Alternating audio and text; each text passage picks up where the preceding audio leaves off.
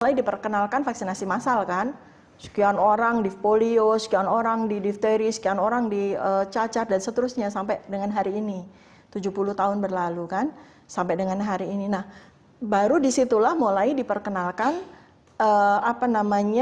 suatu strategi untuk membuat herd immunity secara yang saya sebut artifisial. Jadi herd immunity karena vaksin. Betul, karena vaksin. Nah, sekarang kan pertanyaan berikutnya, apakah ada data betul bahwa artificial herd immunity itu karena berefek. vaksinasi, ya itu betul-betul menghasilkan herd immunity. Itu dia. Nah, nggak ada sejarahnya. belum ada sejarahnya, karena selama ini pandemi itu selalu berakhir dengan sendirinya secara alamiah, karena natural. Iya, saya juga heran. Ya. Biasanya vaksin itu muncul setelah virus itu stabil. Betul.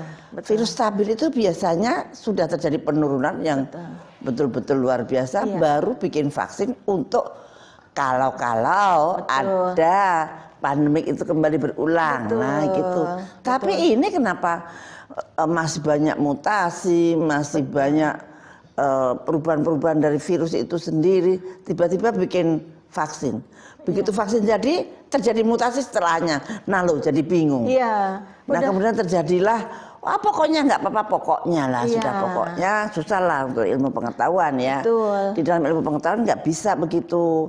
Kalau memang sudah ada mutasi, harus diteliti lagi. Betul. Meskipun penelitiannya tidak sebesar pada waktu yang kemarin. Iya. Diteliti apakah masih relevan apa tidak. Iya. Tapi kayaknya semua perusahaan farmasi besar-besar kok tidak melakukan itu atau tidak mempublikasikan hal itu, saya nggak ngerti. Iya.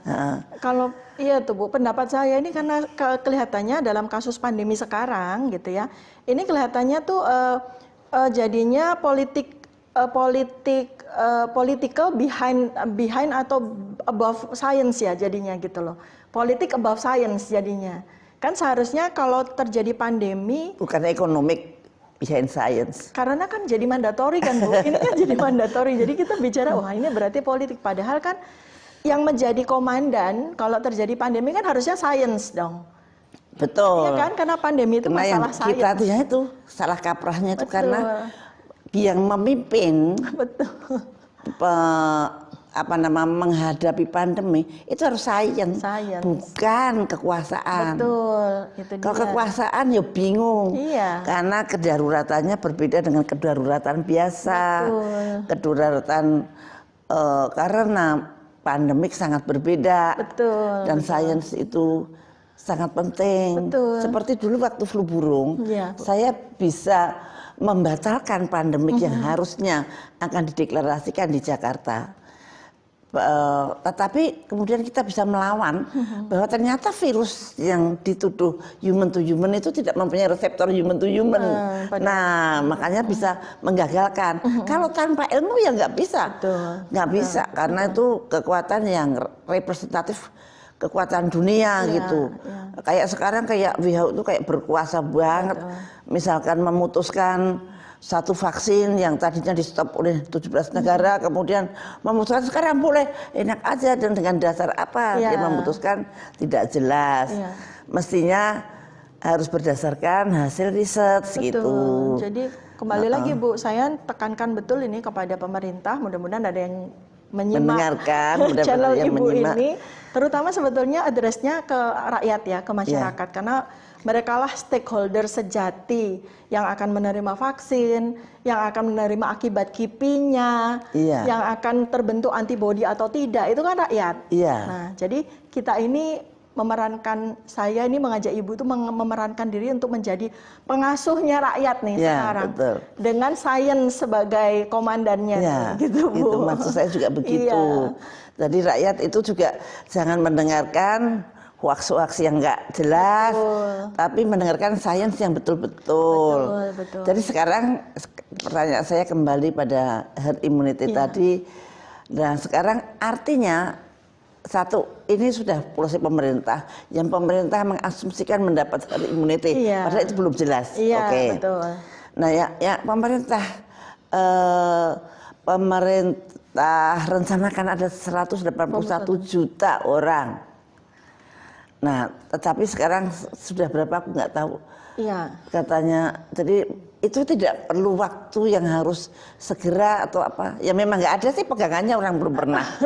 Belum pernah. Nah ini suatu hal yang sangat menarik. Iya. Kita mengaplikasikan, pemerintah mengaplikasikan suatu cara yang memang belum pernah ada. Iya. Nah ya mudah-mudahan sih hasilnya bagus. Nah sekarang rakyat bagaimana ini? Sikap rakyat untuk menghadapi ini kan boleh, ada yang boleh vaksin, ada yang boleh tidak. Nah di sini tuh nggak jelas siapa yang boleh dan siapa yang tidak. Iya.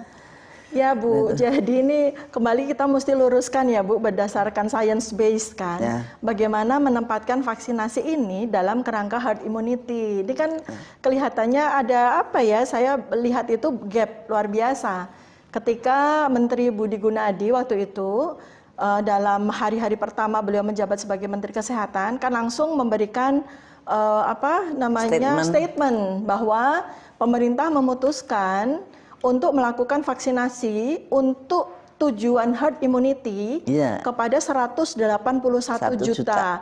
Artinya itu adalah 70% dari rakyat Indonesia yang 270 juta gitu. Nah, dengan tujuan untuk herd immunity. Karena itu, maka pemerintah akan belanja sebanyak 426 juta dosis, gitu kan. Nah, saya sebagai epidemiolog prediktif, ini kan area saya nih untuk melakukan justifikasi terhadap kedua angka tersebut.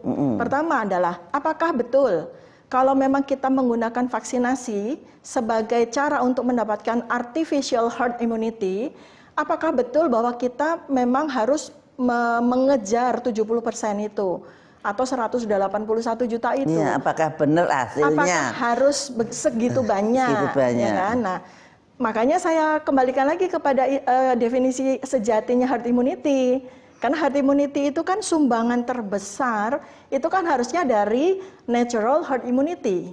Yang mana selama 1 tahun terjadi pandemi ini kan mestinya sudah terjadi. Jangan-jangan sudah terjadi. Sudah terjadi. Sudah terjadi, Bu. Dan itu secara alamiah, itu adalah suatu mekanisme alam semesta dengan langsung, katakanlah itu sebenarnya merupakan berkah tersembunyi kan, Bu. Blessing in disguise kan. Ketika terjadi pandemi, akan terjadi herd immunity.